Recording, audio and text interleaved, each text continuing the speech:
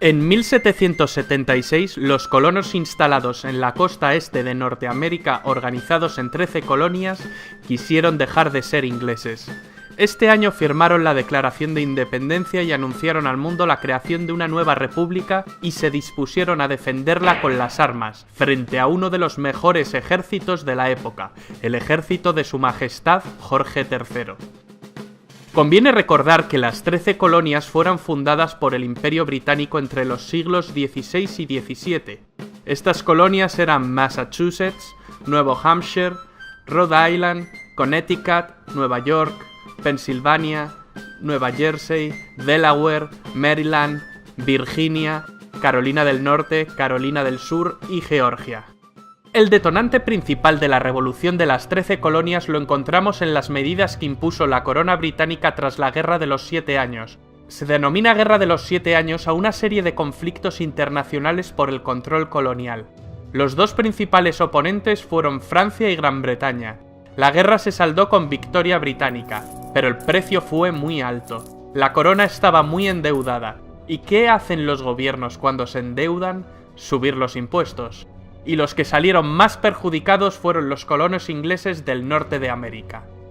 Pero es justo recordar que la monarquía británica no era la más autoritaria de Europa. El sistema parlamentario inglés se había fraguado mucho antes con la Revolución Gloriosa y la Declaración de Derechos, que culminó con el Acta de Unión de 1707.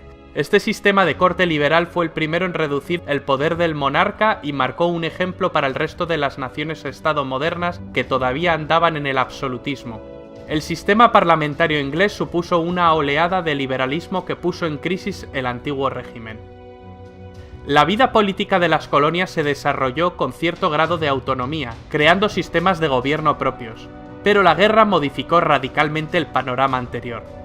La nueva intervención inglesa sobre la actividad económica de sus colonias americanas para beneficio de la capital hizo que progresivamente los colonos se fueran resistiendo al control londinense. Consideraron abusivas las nuevas políticas económico-fiscales y administrativas. No hay tributación sin representación, fue el lema con el que las 13 colonias denunciaron los impuestos como ilegítimos al no estar representados en el Parlamento británico, ya que el Bill of Rights prohibía el cobro de impuestos sin consentimiento parlamentario. Como decíamos, el primer ministro de Gran Bretaña, George Grenville, durante la monarquía de Jorge III, aumentó los impuestos para incrementar los gastos destinados a cubrir la deuda que el Estado había alcanzado y también poder cubrir el coste económico que suponía el mantenimiento de las tropas que guarnecían los enclaves del imperio. La presión de los impuestos recayó fundamentalmente sobre las colonias de Norteamérica y las Antillas. En esta línea se aprobaron las leyes recaudatorias conocidas como la Ley del Azúcar en 1764 y Ley del Timbre en 1765. La situación se agravó con las leyes de Townshend en 1767 para recaudar por medio de las importaciones de las colonias. Además, con Townshend se pretendió desvincular a los soldados norteamericanos de las autoridades locales, ligándolos a Inglaterra por la nómina. Esto permitió a las tropas allanar las viviendas solo por sospecha de delitos. La política económica británica, con sus medidas impopulares y su implantación coercitiva, obstaculizaba las actividades comerciales de la oligarquía norteamericana.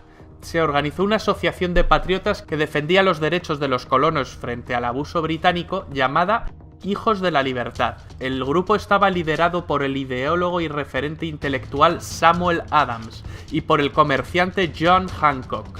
Los conflictos sociales no tardaron en aparecer. En 1770 ocurrió la masacre de Boston, en la que los soldados que ocupaban militarmente la ciudad dispararon contra la multitud que protestaba, muriendo 5 estadounidenses. Samuel Adams afirmó que esa noche fue el detonante del deseo de independencia. El hecho llevó al monarca Jorge III de Inglaterra a eliminar los impuestos aduaneros, dejando solo aquel que pesaba sobre el té, aunque notablemente reducido. Desde entonces se vivió un periodo de calma hasta que en 1773 Jorge III aprobó la denominada Ley del Té, Tea Act, que en la práctica concedía el monopolio del comercio del mismo a la Compañía Británica de las Indias Orientales, ya que se les eximía pagar el impuesto aduanero, lo cual les permitía comerciar a unos precios mucho más reducidos que el resto. Esta gran compañía actuaba como un gran lobby y ejercía gran influencia en el Parlamento. En 1773 los Hijos de la Libertad se pronunciaron en contra de la ley del té y planearon el Boston Tea Party. Cuando la privilegiada Compañía Británica de las Indias Orientales descargó en Boston una partida de té, algunos habitantes de la ciudad se disfrazaron de indios Mohawks y echaron al agua el cargamento. El desafío fue contestado con la aprobación por parte del gobierno británico de los llamados decretos intolerables en 1774, que limitaban las competencias de las autoridades coloniales, interviniendo y creando un estado de excepción. Esto desencadenó la celebración del primer Congreso Continental que reunió a los representantes de las colonias en Filadelfia. Se reclamaba al rey inglés el derecho de las colonias para hacerse cargo de sus asuntos internos sin injerencia del imperio, lo cual supondría el fin de la relación colonial. Las posiciones de los colonos eran diversas, unos pedían la independencia y otros querían mantener el vínculo, pero reclamaban más autonomía y más derechos. En cualquier caso, la petición al rey no fue aceptada por los ingleses. Comenzó el boicot a los productos comerciales británicos. En 1775 estalló la guerra que durará hasta 1783. Los hechos que iniciaron las acciones bélicas y que acabaron con las posibilidades negociadoras para la resolución del conflicto se iniciaron en Lexington y Concord, en abril de 1775. Estas batallas desembocaron en el asedio de Boston, donde los británicos tuvieron que retirarse de la ciudad. Al mes siguiente empezaron las reuniones del Segundo Congreso Continental, donde se abordaron temas militares para lograr la organización formal y eficaz de un ejército, más allá de los milicianos. Es cuando empieza el reclutamiento de soldados. Se nombró a George Washington, un reputado militar, como comandante en jefe de las fuerzas norteamericanas. En plena guerra, el Segundo Congreso Continental aprueba en Filadelfia, un 4 de julio de 1776, la Declaración de Independencia de los Estados Unidos, redactada por Thomas Jefferson, hombre especialmente reconocido por su calidad intelectual. También haría correcciones sobre el borrador de Jefferson el abogado John Adams y el científico Benjamin Franklin. Estos tres personajes son clave. Si sumamos a George Washington, estamos ante los 4 padres fundadores más conocidos. Esta declaración confirió unidad y determinación formal a la Guerra de las 13 Colonias. El Imperio Británico no pudo seguir tomando el conflicto como una rebelión temporal, por lo que seguidamente adoptó estrategias de guerra. Tras salir de Boston, William Howe, comandante del ejército británico en América del Norte, reunió las tropas en Nueva York, con la pretensión de dividir las fuerzas enemigas y concentrar la contienda en una batalla decisiva. Los norteamericanos evitaron tal confrontación para practicar la guerra de guerrillas. Expulsados de Nueva York, se trasladaron a Nueva Jersey. Meses más tarde, Washington y su ejército cruzan el río Delaware para obtener una victoria en Trenton. Ese mismo año, la victoria continental en Saratoga fue decisiva. Este fue el punto de inflexión que decantó los apoyos externos hacia los norteamericanos. Francia con Lafayette y España con Bernardo de Galvez, mientras el Imperio Británico seguía sufriendo grandes costes. El Imperio Británico no pudo aguantar más la situación, y en 1783 firmó la paz y reconoció la independencia de los Estados Unidos de América. Los representantes de los territorios ahora independientes se reunieron en la Convención de Filadelfia en 1787. Se instauró un gobierno federal presidencialista con un sistema legislativo bicameral, un presidente de la República y un poder judicial de servicio vitalicio.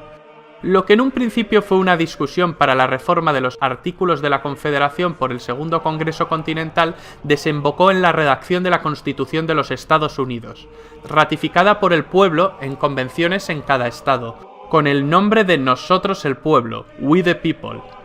En las elecciones de 1789, Washington fue elegido primer presidente de los Estados Unidos. John Adams y Thomas Jefferson acabarían siendo el segundo y tercer presidente.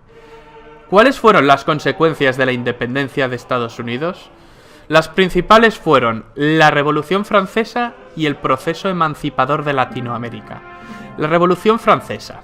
La Ilustración había servido de impulso a las 13 colonias. Tanto la influencia de la Ilustración como el ejemplo de los Estados Unidos sirvieron de trampolín ideológico para el inicio de la Revolución en Francia. El proceso emancipador de Latinoamérica. El esquema colonial padecía los achaques de la vejez. La independencia de Estados Unidos y la posterior Revolución Francesa son episodios que no pasarían desapercibidos a ojos de las élites de América del Sur. En 1808, la invasión francesa de España acabó con la deposición de Fernando VII, el rey felón.